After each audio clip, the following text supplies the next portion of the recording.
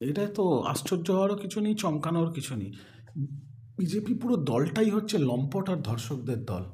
সেটা ব্রিজভূষণ শরণ সিং হোক, কুলদীপ সেঙ্গার হোক, সেটা বিজেপির আরও বিভিন্ন দক্ষিণ ভারতের আপনি দেখে নিন রাওয়ান্না হোক, সবকটাই লম্পট, সবকটাই ধর্ষক। আর শুধু নেতা কেন, আমি এই চ্যানেলের দর্শকদের বলবো, আপনাদের পাড়ায় যারা বিজেপি করে একটু চোখ ঘুরিয়ে দেখুন না, সবকটা চোর, চোট্টা, বদমাস, চিটিংবাজ, গাঁজাখোর, পাতাখোর, আর নইলে লম্পট।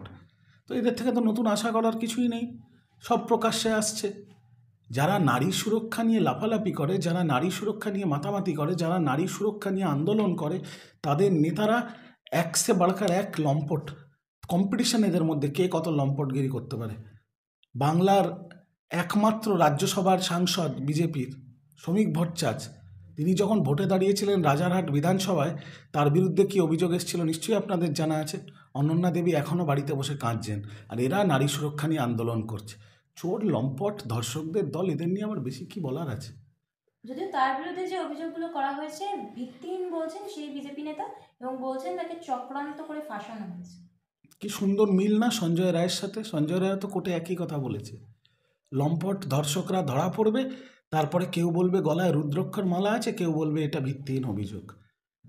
আমি একটাই কথা বলতে চাই, বাংলার মুখ্যমন্ত্রী, বাংলার পুলিশ যা কাজ করে সেটা বারংবার প্রমাণিত হচ্ছে যে সঠিক কাজ করছে, দল মত নির্বিশেষে, ধর্ম বর্ণ নির্বিশেষে। সেটা গুড়োপে একটা বাচ্চা মেয়ের ধর্ষণ খুন, 54 দিনের মাথায় ফাঁসি, থেকে কুলতলিতে ধর্ষণ খুনের অভিযুক্তকে ফাঁসি, থেকে আজকে সঞ্জয় রায়ের যেটা প্রমাণিত হলো যে সঞ্জয় রায় একমাত্র দোষী অভয়ার ধর্ষণ এবং খুনে।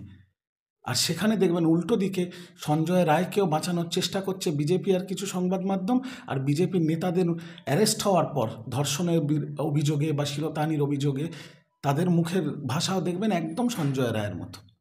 কোনো পার্থক্য নেই। বিজেপি দলে যে কটা নেতা আছে সবকটাই সঞ্জয় রায়ের ছোট দাদা, বড় ভাই বা কাকা, মামা, সবকটাই একই ডিএনএর অংশ। আচ্ছা, যেখানে নিজের দলের মহিলা কর্মীরা সুরক্ষিত নন, সেখানে তারা কিভাবে বলে যে ক্ষমতায় এলে বাংলার আপামর মহিলাদের সুরক্ষার দায়িত্ব তারা কিভাবে নেবে? কাদের নির্লজ্জ বলেন জানেন? যাদের এক কান কাটা হয়, রাস্তার ধার দিয়ে হাঁটে, এগুলো দু কান কাটা বেহায়া, রাস্তার মাঝখান দিয়ে হাঁটে আর নারী সুরক্ষা করে চেঁচায়।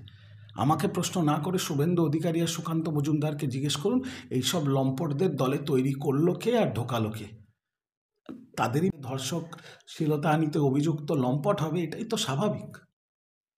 এরা তো অভয়াকে নিয়ে অনেক বড় বড় কথা বলেছিল, আরজি কর কেস নিয়ে অনেক বড় বড় কথা বলেছিল, কিন্তু এই ঘটনা সামনে আসায় তারা কেন কোনো কথা বলছেন না, কি কেন করে চুপ? কি করে কথা বলবে? তদন্ত করেছে তো সিবিআই। 5 দিনে কলকাতা পুলিশ যে কাজটা করেছে, সিবিআই সে কাজটা করতে 5 মাস লাগিয়েছে।